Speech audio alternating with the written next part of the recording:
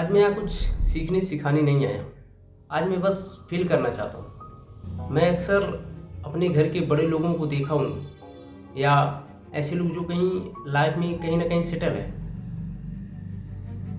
उनकी आंखों में एक अजीब सी सुकून दिखाई देती है और उसके पीछे भी एक बहुत गहरी थकान होती है। मुझे बड़ी क्यूरियोसिटी होती है, आखिर एक मैच्योर मैन अपनी चीज़ों को कैसे डील करता है।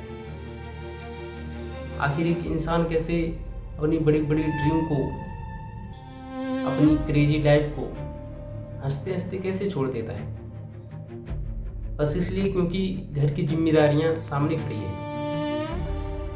तो कभी पैसे के लिए, तो कभी बहन की शादी, तो कभी माँ बाप की खुशी के लिए। मैं यहाँ उन लोगों से सीखना चाहता हूँ जो ऑलरेडी इस रास्ते पर चल चुके हैं। आखिर एक मर्द कैसे बनते हैं। हम जब 16-17 के होते हैं तो हमें लगता है कि दुनिया हमारी मुट्ठी में है। हम पैशन की बात करते हैं, हासिल की बातें करते हैं, बट देन लाइफ हिट्स। मैंने देखा है कि मैच्योरिटी तब नहीं आती जब हम पैसा कमाने लगते हैं, बल्कि मैच्योरिटी तब समझ में आती है जब हम ये समझते हैं कि हमारा वक्त अब सिर्फ हमारा नहीं है, हमारा डिसीजन सिर्फ हमारा नहीं है, हमारे डिसीजन से अब और लोगों की भी जिंदगियां अब चलती हैं।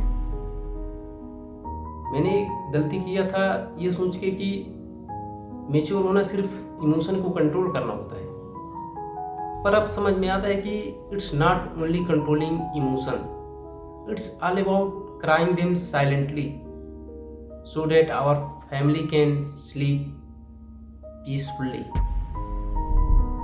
मैं भी उस मोड पे जा पहुंचा हूँ जहाँ मुझे चॉइस करनी है, पर ऑनेस्टली बताऊँ तो मुझे डर लग रहा है, क्या मेरी ड्रीम और जिम्मेदारियाँ एक साथ चल पाएगी।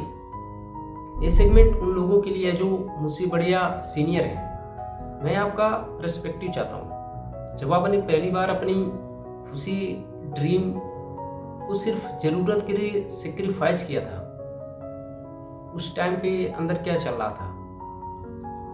क्या वो सेक्रीफाइस आपको स्ट्रांग बनाती है या फिर एक ऐसी बोझ जो आप जिंदगी भर ढो रहे हो? मैंने ऑब्जर्व किया है कि एक मैच्योर आदमी का सर्किल इसलिए नहीं छोटा होता कि वह एरोगेंट है, बल्कि इसलिए होता है कि अब उसके पास उतनी एनर्जी ही नहीं बची होती कि वह फजूल बातें कर सके। वह किसी दूसरे के लिए या फिर अपने के लिए फाउंडेशन बिल्ड करने में बिजी होता है। क्या टॉप पर इंसान अकेला होता है या बस शांत? मुझे बताइए, क्योंकि मैं सीखना चाहता हूँ कि कैसे एक मैन अपनी आइडेंटिटी को बचाए रखता है जब वह पूरी दुनिया के लिए सिर्फ एक प्रोवाइडर बन जाता है।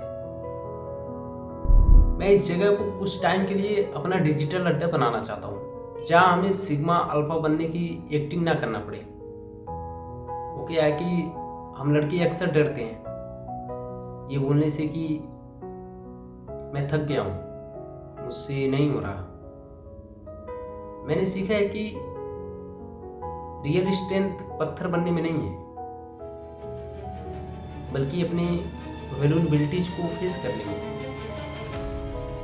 मैं भी गलतियां कर रहा हूँ, मैं नीड छोड़कर कंटेंट बना रहा हूँ। लोग जज कर रहे हैं, मैं देख रहा हूँ, मैं ऑब्जर्व कर रहा हूँ कि हर एक मर्द की कहानी डिफरेंट है, पर सेक्रीफाइस सबका सेम ही होता है। आज का टॉपिक शायद थोड़ा सा हैवी हो गया था, लेकिन जरूरी भी था। To the elder brothers watching this, please share your story in the comment. आपके एक्सपीरियंस से हम जैसे लड़कों की जो 17-18 से 18 के हैं, उनकी लाइफ बदल सकती है। उसे आप ये बता सकते हैं कि वह अकेला नहीं है। और जो मेरे एज के लोग हैं उनके लिए है कि don't be afraid of the wait.